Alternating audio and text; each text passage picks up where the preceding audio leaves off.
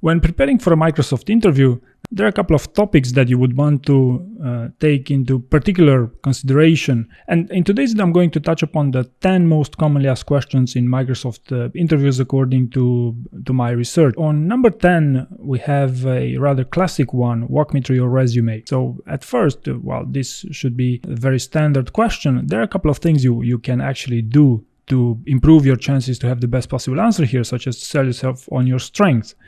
And even further, you could role play it with someone if you want to get it to the next level. Number 9, tell me about one of your projects, right? So it's another of those generic types of questions, but I find this is actually a present that they extend to you. So you should actually take advantage of these questions and prepare them in advance, because, for example, one of your projects, in free translation, that's what's your most successful project that you would want to talk about. So again, preparing this in advance, role-playing with someone, will give you a lot more insight as to how do you perform best to answer this question. Number 8, a time when you persuaded someone of something. So a time when you've convinced someone of something. So can you think about a time when you did this successfully, and even more interestingly, maybe on something significant? So probably the more interesting question here is, why would someone ask you in a job interview? Well, the reason why they ask you is because they want to see how you establish trust with someone and how you eventually bring on data. You're a data-driven person for certain types of roles. So these would be the two main reasons. But also, candidates who prepare these things in advance, and if you know that trust is something that will be tested and will get tested in these jobs interviews, then you have a better chance to have a superior answer here. Number 7, a time when you took a risk and failed on something important, right? So a time when you took a risk and failed is actually a failure story. So failure stories are essential to master if you want to be good at behavioral interviewing. And while they're not asked in every interview, especially for more senior roles, they're a pretty standard way, if you ask me, to test you on whether you have failures or you feel comfortable talking about failures, and more interestingly, whether you grew or not from that failure.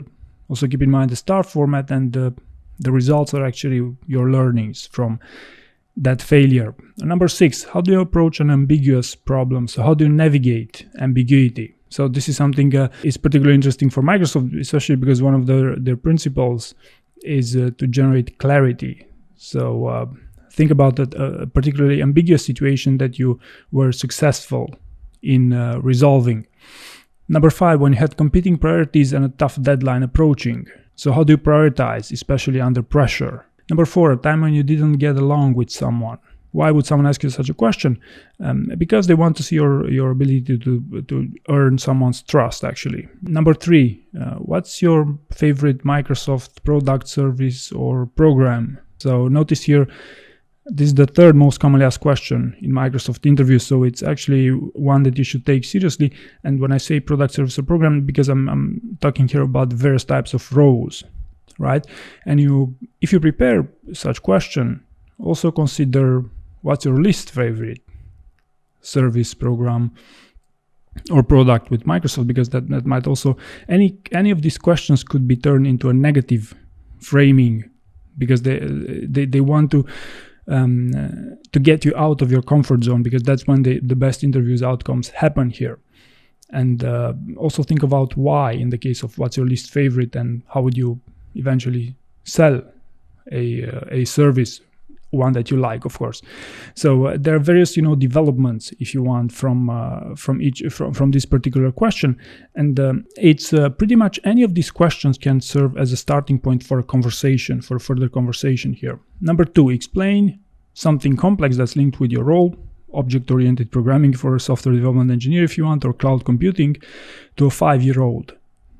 So how would you explain, how you bring clarity into the conversation? How of course they want to see how can you synthesize, how can you communicate efficiently here. So explain something complex to someone who's not skilled with these things.